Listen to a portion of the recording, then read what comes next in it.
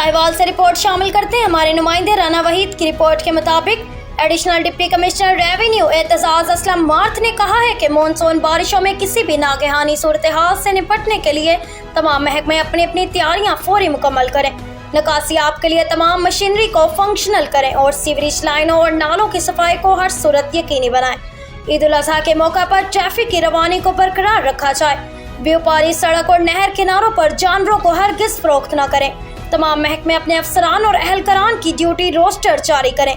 इन ख्यालात का इजहार उन्होंने डिप्टी कमिश्नर ऑफिस में ईद उल अजहा और प्री मानसून की इंतज़ामात की तैयारियों के हवाले से मुनक़िदा अजलास की सदारत करते हुए किया।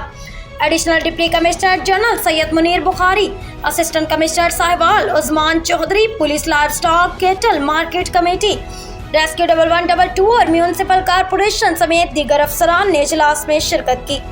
Additional deputy commissioner revenue Aitzaz Aslam math ने कहा कि जानवरों की मंडी में एंट्री के लिए बड़े जानवर 500 रुपये जबकि छोटे जानवर के लिए 100 फीस मुकर्रर की गई। इस हवाले से ओवर चार्जिंग को हरगिज़ बर्दाश्त नहीं किया जाएगा और अगर किसी किस्म की शिकायत मसूल हुई तो सख्त कानूनी कार्रवाई अमल में लाई जाएगी।